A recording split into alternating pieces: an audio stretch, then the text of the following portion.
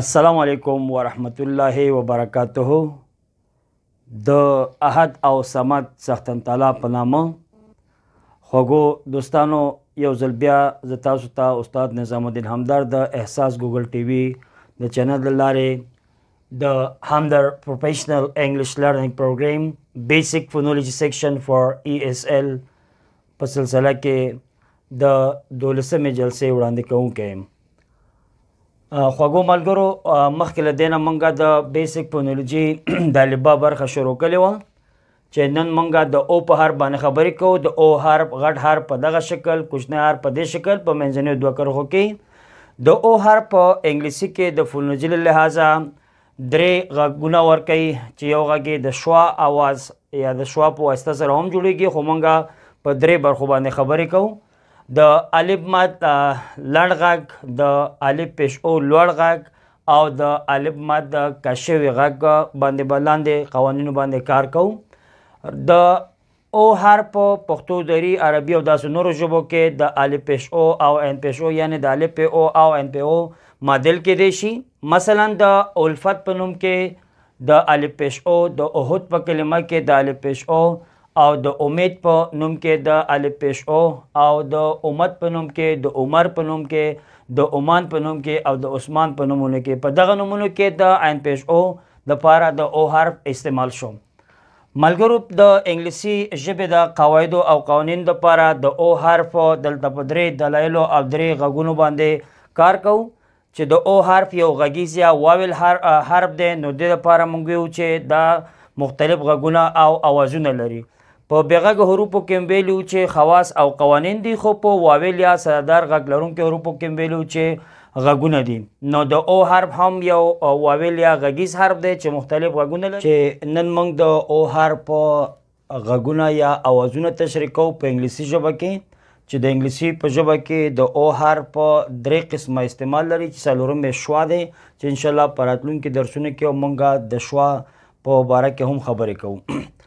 د او حرف دغه فونیټیک چې کوم موږ ورکړی دی دا ډکشنري فونیټیک دی، کوم چې د الف ماد لنډ اواز دپاره استعمالیږي. ملګرو د دوه بېغږه تورو ترمنځ د او غږ د الف ماد لنډ اواز ورکوي. لکه مثلا د سی او ډبل اف ای په کلمه کې د او نه مخکې د سی بېغږه حرف راغلی او د او نه وروسته د اف بېغږه حرف راغلی. نو دلته دغه کوم فونیټیک چې ورکړل شو، دغه فونیټیک د الف ماد لنډ اواز ورکوي. یعنې دا کلمه کې کافي کافي هم په دې طریقې سره د موپ کلمه کې موپ، هاټ هاټ، سن سن سن. ملګرو راځو دویم قاعدې د او ته یا دویم ډول د اواز د او ته. دلته ویو که چیرې د او څخه وروسته د آر حرف راشي، نو لوړ غږ یعنی د الف پیش او لوړ غږ اواز یا غږ به جوړوي.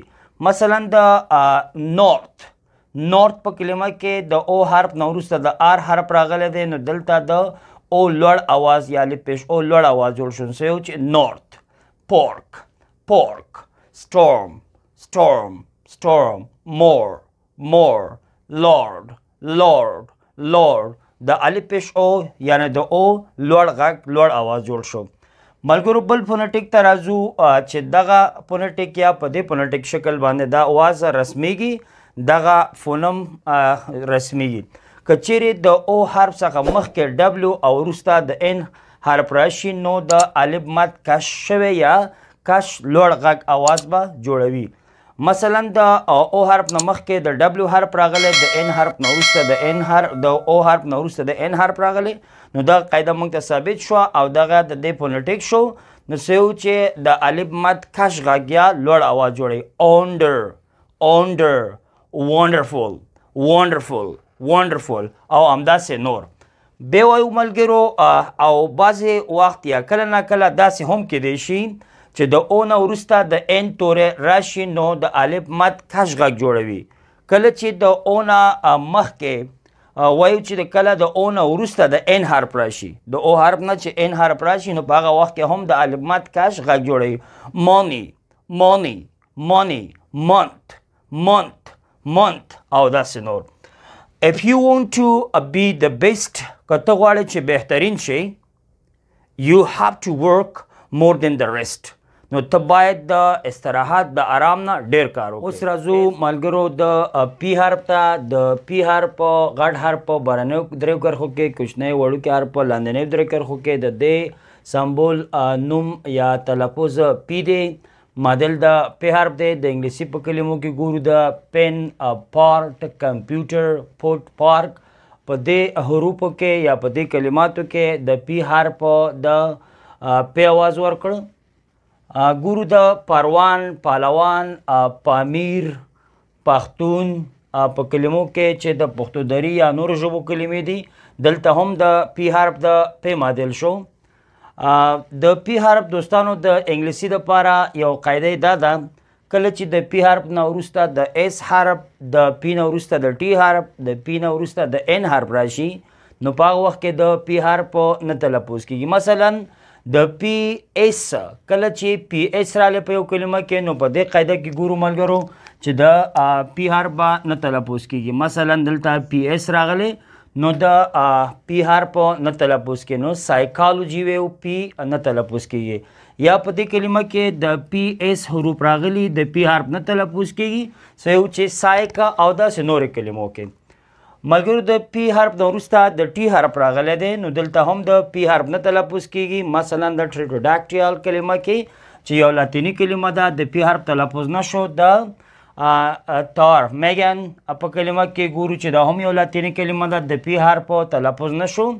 د ټوټاټیکا په کلمه کې ټوټیکا کلمه کې د پی حرف راغلی دی پی ټي یو ځای راغلی نو د پی حرف نه تلفظ کیږي. د تایس په کلمه کې پی ټي یو ځای راغلی د پی حرف تلفظ نشو. د تایلند په کلمه کې پی ټي راغلی د پی حرف تلفظ نشو.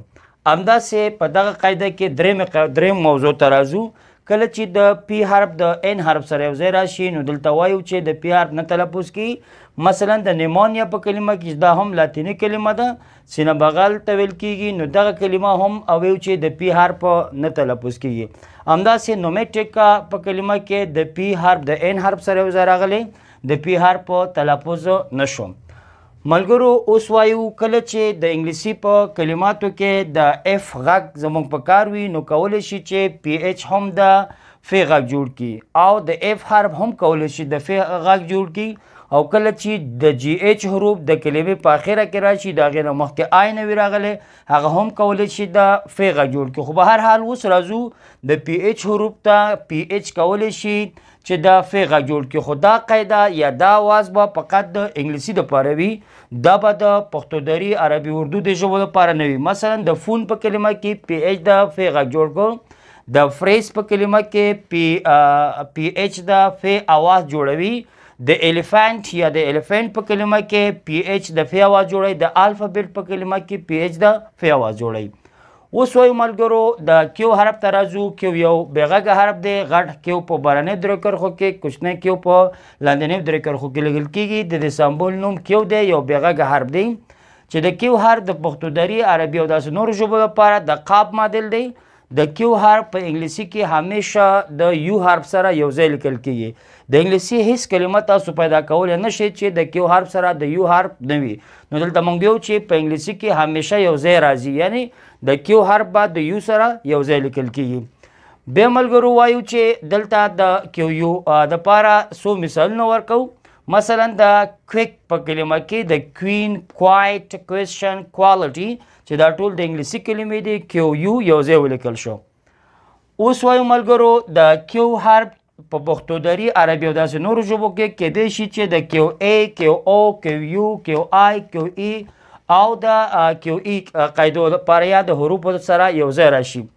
مثلا د کیو ای په کلمه کې قسم. مثلا قسم چې د پښتو یا دري اردو ژبه ده ژبو کلمه ده نو د کیو ای حروف د قاب زرقه لپاره استعمال شو. د کیو او ډبلیو ای ټي کلمه چې قوت تلفظ کیږي دلته ګورو د قاب پیشخو لپاره استعمال شو. همداسې د کیو یو آر ای ان کلمه چې د قرآن کلمه ده کیو یو د قاب لپاره استعمال شو د قاب پیشخو لپاره. د قسمت کلمه کې ګورو QISMAT دلته ګورو چې QI د قبض رقې دپاره استعمال شو. همداسې په قصه چې هم د پښتو دري یوه کلمه ده نو دلته ګورو چې QE د قبض رقې دپاره استعمال شو. ملګرو کله چې د انګلیسي په کلمه کې QUE راشي د کلمې په اخره کې وي نو په هغه وخت کې د QUE حروف یوازې د کا په جوړوي. ولې چې موږ په مخکینی درسونو کې ویلو چې کله د انګلیسي په کلمه کې په اخره کې راشي د ای حرف نه تلفظ کیږي. که چیرې د ای حرف تلفظ نشي نو QU به یوازې د کاپ اواز جوړ کړي. مثلا د یونیک په کلمه کې چې د انګلیسي کلمه ده QUE په اخره کې راغلی د کاپ اواز جوړ کړ. د مارک په کلمه کې QUE راغلی دی نو د کاپ اواز ورکړو د مارک تلفظ شو مارک. همداسې د ماسک په کلمه کې QUE راغلی نو QUE د کاپ اواز جوړ کړ. اوس راځو ملګرو د آر حرف ته. آر هم یو بېغږه حرف دی چې غټ آر په برنیو کرښو کې کوچنی وړوکی آر په منځنیو دوه کرښو کې د آر تلفظ کیږي او دغه آر د ری یا د ړې مدل دی. مثلا د انګلیسي پښتو دري اردو عربي او داسې نورو ژبو کې د ری مدل کیدی شي خو په پښتو او اردو ژبو کې آر د ړې مدل هم کیدی شي. په انګلیسي کې د آر دپاره مثال ورکوو. مثلا رنګ د رنګ په کلمه کې آر د ری مدل ده چې یو انګلیسي کلمه ده. همداسې روم کار په پښتو دري ژبو کې یا نورو ژبو کې. مثلا د رحمان په کلمه کې آر د ری مدل شو. د رحیم په کلمه کې آر د ری مدل شو.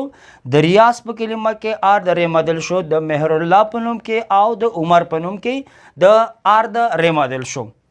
اوس ملګرو وایو چې د پښتو کلمو یو څو مثالونه ما ورکړي د اړې دپاره. مثلا د پول په کلمه کې آر د اړې دپاره استعمال شو. د خوړ په کلمه کې آر د اړې دپاره استعمال شو. د زوړ په کلمه کې آر د اړې دپاره استعمال شو. د موړ په کلمه کې آر د اړې دپاره استعمال شو. د لړم په کلمه کې آر د اړې دپاره استعمال شو. اوس ملګرو وایو چې د برټش په انګلیسي کې یا د برطانوي انګلیسي کې یوه قاعده داسې ده کله چې د آر نه مخکې واویل حرف راشي په هغه وخت کې آر نه تلفظ کیږي. دا یوه لهجه ده ملګرو. وایو مثلا د سټار کلمه ده چې د سټار کلمه کې کله د آر نه مخکې واویل راغلی نو دا سټا ویل کیږي. که آر تلفظ نشي کوم مشکل نشته. یا بعضې داسې ایسنټس داسې لهجې دي چې هغې د اړ اواز ورکوي. سټار پارک پاک پاک یعنی آر نه تلفظ کوي. شوګر آر نه تلفظ کوي. سمر یعنی آر نه تلفظ کوي د اړې شکل اواز ورکوي.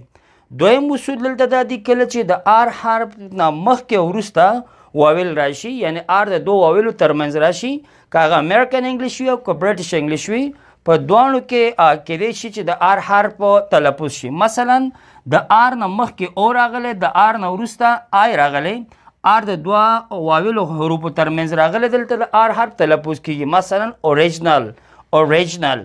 همداسې د شور په کلمه کې ګورو د آر نه مخکې یو راغلی د آر نه وروسته ای راغلی نو دلته هم آر تلفظ کوي. شور. د پکچر په کلمه کې ګورو د آر نه مخکې یو راغلی د وروسته ته نه ای راغلی دلته هم ګورو پکچر.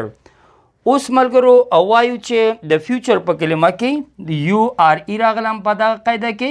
همداسې د بیفور په کلمه کې د آر نه مخکې او راغلی او وروسته تر نه ای راغلی. نو تاسو ته ملګرو په اخره کې داسې یو پیغام درکوم که چیرې لوړ هدف لرئ که چیرې ته یا تاسو لوړ هدف لرئ نو وړو خبرو پسې مه ګرځئ ګرانه. تاسو کوشش وکړئ چې خپل هدف ته ځان ورسوئ. کیدای شي تاسو پسې ښکته پورته ښه بد څه ویل کیږي خو تاسو هلې ځلې وکړئ چې د خپل هدف دپاره کار وکړئ. دومره څه زده کړه چې په دې پوهه شئ چې زه نه پوهېږم. یعنی علم دریاب دی ملګرو. که د دې دریاب نه څوک یو ګلاس اوبه راخلي څوک ترنه یو بشکه اوبه راخلي څوک ترنه بیلر راخلي او څوک کیدای شي ترنه ټانکر ډک کړي نو ته مهرباني وکړه د خپل ارزش مطابق د خپل شخصیت مطابق د خپل ضرورت مطابق د خپل هدف او ارمان مطابق ته هم علم حاصل کړه تر څو ته په خپله جامعه کې یو ښاغلی شخصیت شي.